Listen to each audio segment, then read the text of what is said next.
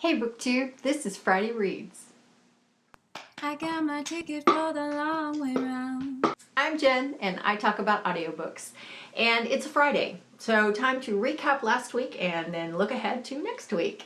So I read 3 books last week. I finished 3, and the first was Blood and Sand. This is book 2 in the Elemental World series by Elizabeth Hunter. And that is a companion series to her Elemental Mysteries series.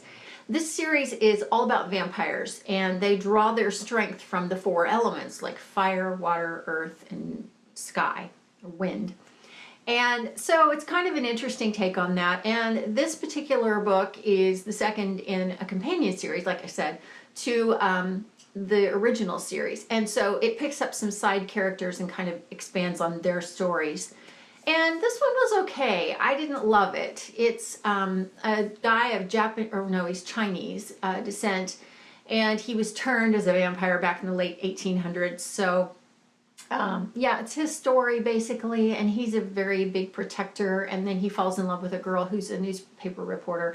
Their personalities just didn't mesh very well. It is a romance, and as all of her books are, and so it was fine. I think the first book in this series was my least favorite, and this is my second least favorite. It just doesn't compare to the original Elemental World Mysteries series. Elemental Mysteries series. Anyway, I think she probably should have just left well enough alone and stopped with that series and then gone on to something completely different. But she didn't, and she's in charge of her own book series, so it's not bad. It's kind of nice to revisit the world a little bit, but it wasn't my favorite, even though I did give it 4 stars. I liked it well enough to say that I really liked it, so yeah.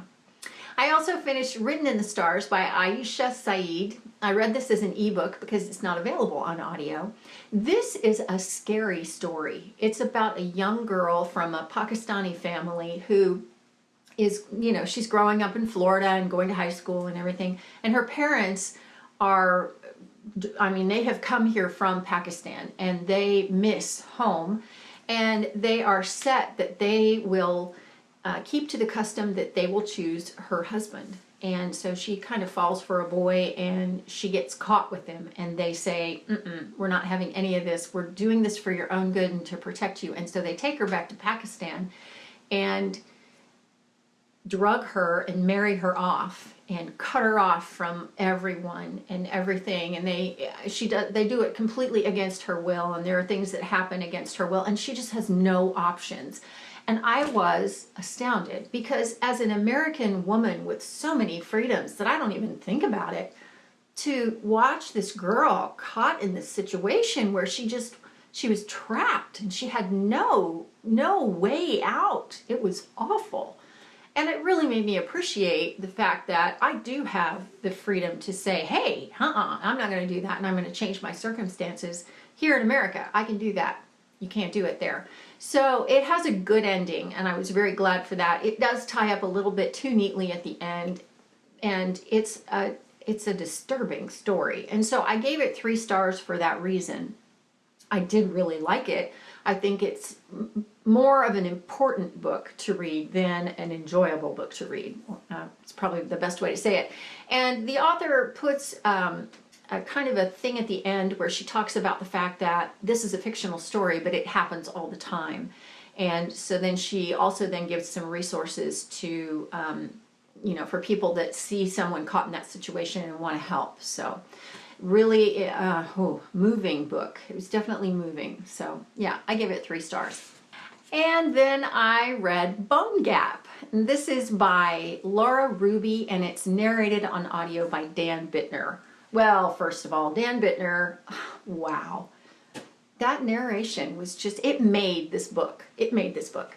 Now the book, I can't even tell you what this book was about. So I've got my laptop here. I'm just going to read you the synopsis because that's the best I can do. Everyone knows Bone Gap is full of gaps. Gaps to trip you up, gaps to slide through so you can disappear forever. So when young, beautiful Rosa went missing, the people of Bone Gap weren't surprised. After all, it wasn't the first time that someone had slipped away and left Finn and Sean O'Sullivan on their own. Just a few years before, their mother had hightailed it to Oregon for a brand new guy, brand new life. That's just how things go, the people said. Who are you going to blame? Finn knows that's not what happened with Rosa. He knows she was kidnapped, ripped from the cornfields by a dangerous man whose face he cannot remember. But the searches turned up nothing, and no one believes him anymore. Not even Sean, who has more reason to find Rosa than anyone, and every reason to blame Finn for letting her go. As we follow the stories of Finn, Rosa, and the people of Bone Gap, their melancholy pasts, their terrifying presents, their uncertain futures, acclaimed author Laura Ruby weaves a heartbreaking tale of love and loss, magic and mystery, regret and forgiveness. A story about how the face the world sees is never the sum of who we are. Well, I don't know if it was about all that. I think it was, but it was one weird, strange book because it's so disjointed in the way that it's told. You really don't have much trouble following it, but it just doesn't make a lot of sense as you're going along. It does pull together at the end, and it is really well written. But boy, I had no idea what was going on most of the time. So be warned, if you're going to read this book, you're probably going to have to read it again. I'm definitely going to have to read it again, which I have no problem with because Dan Bittner was so amazing. So yeah, if I want to understand it and get it, then probably the second time through it will be better. I think. I don't know. So anyway, so I finished those three, and then now I am committing to February being the month of rereads for me. There is a person on Twitter who contacted me, and she said I'm doing a February topic of the month-a-thon, sort of. And so if you want to participate, let me know. And I'll put all the details down in the box. You can follow all of that. But my topic is rereading. So I'm hoping to reread a lot of books that I read the first time and thought were fabulous. And I'm interested in rereading them and seeing if I still think that. So the first one is Hopeless. This is by Colleen Hoover, and it is narrated by Angela Goethals. And so far, I agree, it's a 5-star read, but I'm not very far into it, and obviously I'm not reading the book, I'm listening to it. So I really liked it when I read it, and now it's kind of all coming back, and I remember. Yeah, I'm hoping that it will stay that way. I mean, I'm only maybe an hour into the book, which is not very far. This is a pretty good-sized book, so. And I'm also reading Glitch. This is by Heather Anastasiu, not available on audio. And I started it when I left on my trip last week, and then I don't know, I was listening and I kept falling asleep on the plane and on the train, and yeah, it just didn't really work for me to read this. So I'm only this far into it, which is, what is this, like 7 or 8 pages? That's, yeah, just barely started it. This is the postcard from the train. And so, yeah, I'm not even really into it at all yet, but I think it's going to be good. I mean, I think if nothing else, it will be your standard average YA dystopian. So, yeah, I'm good with that. That's fine. So that's my weekend and my upcoming week. Tell me what you're reading. I would love to know. And if you've read Bone Gap, let me know what you thought of it. Man, that's a crazy, crazy book. Also, if you've read Written in the Stars, what did you think of it? Do you think it's really an important book that needs to spark discussion? Or, I don't know, were you moderately entertained by the story? What did you think? Did you think it was well written at all? And have you tried Elizabeth Hunter yet? And if not, then why? Because she's so good.